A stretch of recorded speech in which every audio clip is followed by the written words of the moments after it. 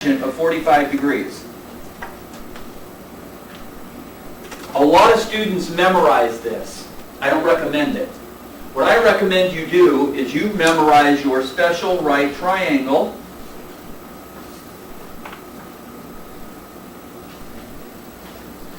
And this side is 1, this side is 1, and this side is root 2. 1 root 2, right? Isn't this 45? Got it? So write your sine, cosine, and tangent. And rationalize your denominator. That's the hard part.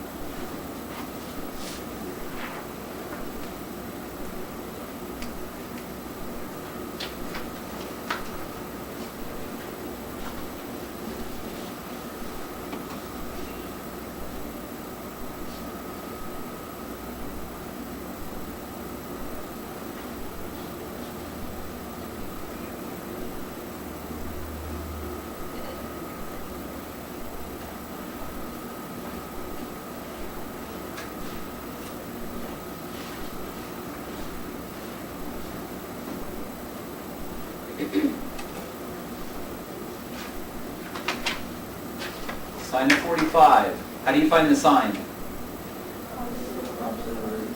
Opposite over hypotenuse. By the way, it doesn't matter which one you call opposite and adjacent because they're equal. I'll just call this one the opposite and this one the adjacent. It doesn't matter again. This is the hypotenuse. Always the longest side is the hypotenuse. We have 1 over root 2. Now, unfortunately, you're not allowed to have that radical in the denominator. So you have to rationalize it. And we multiply by root 2. And you get root 2 over 2.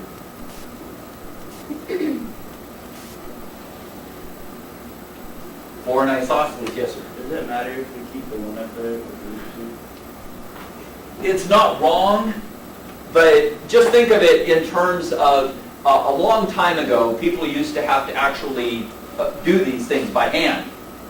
And if you had to take 1 and divide it by the square root of 2, what you would be doing is this.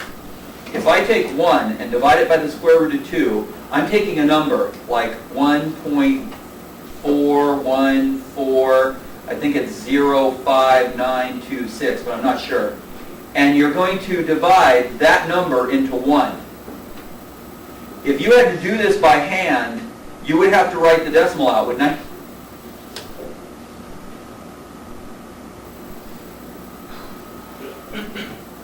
And then I would have to move the decimal over.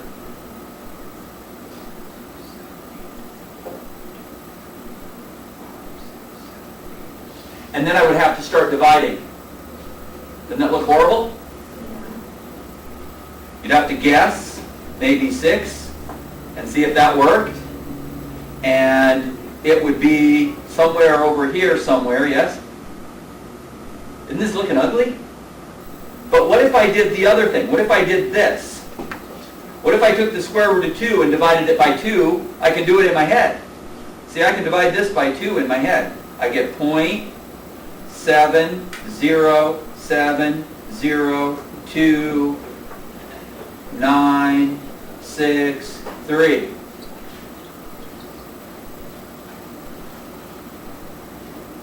Beats the hell out of this division, doesn't it?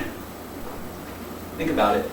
This answer I got in my head, this answer would take me about a month's worth of arithmetic. That's why we do it.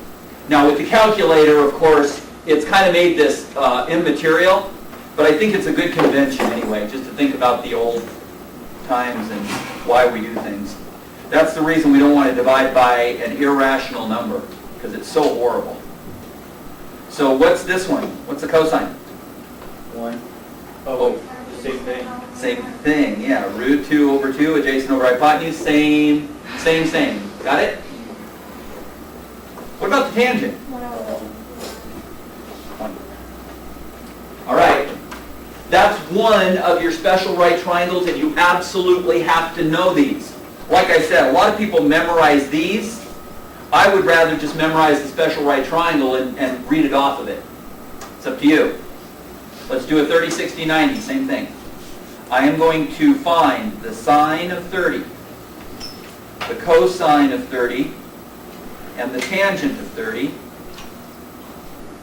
I'm also going to find the sine of 60, the cosine of 60, and the tangent of 60 degrees.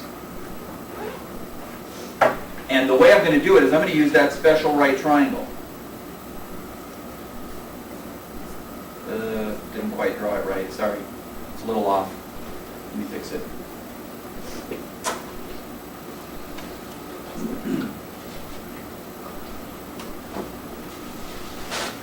Doesn't look like a 30, 60, 90 very much. See if I can fix it up. Draw your triangle. Now what's nice is you can pick any numbers you want.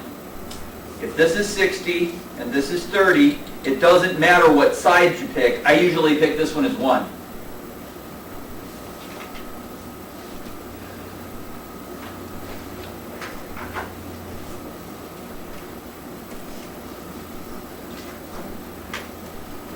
Just as a side note, everybody, in your textbook, they don't pick this side as 1, they pick this side as 1. I think they're insane. They use what's called the unit circle, and their hypotenuse is always going to be 1. I don't like that convention, so what I do is I just pick 1 on the easy side. What's that make my hypotenuse? 2, and this side makes 1 root 3. There you go. Label your sides. And write your sine, cosine, and tangent. I like this one better.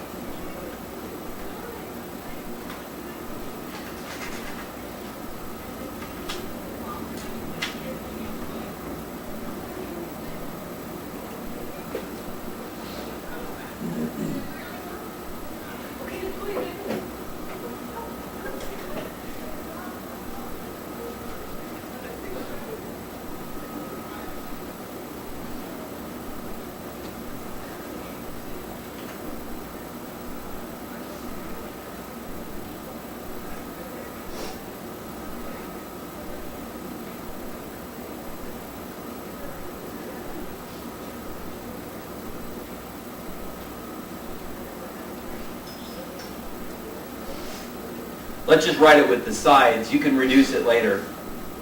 It's going to be opposite over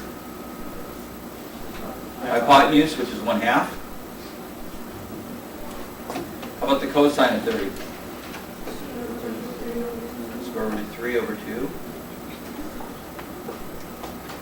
And the tangent of 30? 1 over square root of 3. And then you can have to rationalize this one. What are we doing? Got it?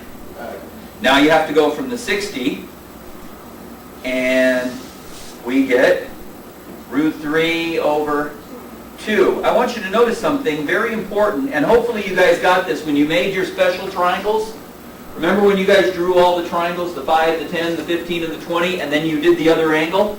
That was, remember that when they're complements of one another, that these just get reversed. The sine of 30 is the same as the cosine of 60, isn't it? Because all you've done is change your adjacent and opposite sides. Something to keep in mind. And the tangent, all you did is reciprocal.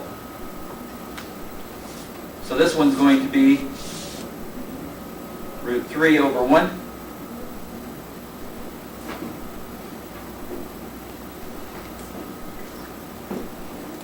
Now I'm loath to do this, but I think it's important that I tell you why they do something. In your textbook, what they will do, and almost all teachers will teach it this way, instead of using this special right triangle, they'll always use 1 on this side. You know what it makes this side? 0.5. And this side, root 3 over 2, or 0.5 root 3. This is 1/2 as well, guys. And then this makes this side root 3 over 2. They like this better. I don't. Personally, I think it's hard to visualize this one and harder to use, but they like it for a good reason. They have a reason for using it, but I like mine better. It's up to you which one you use. If you see this if you pull up the Holt online, remember this is in 13.3. If you go to the Holt online, you can watch the videos. He's going to use this special right triangle, and it's called the unit circle.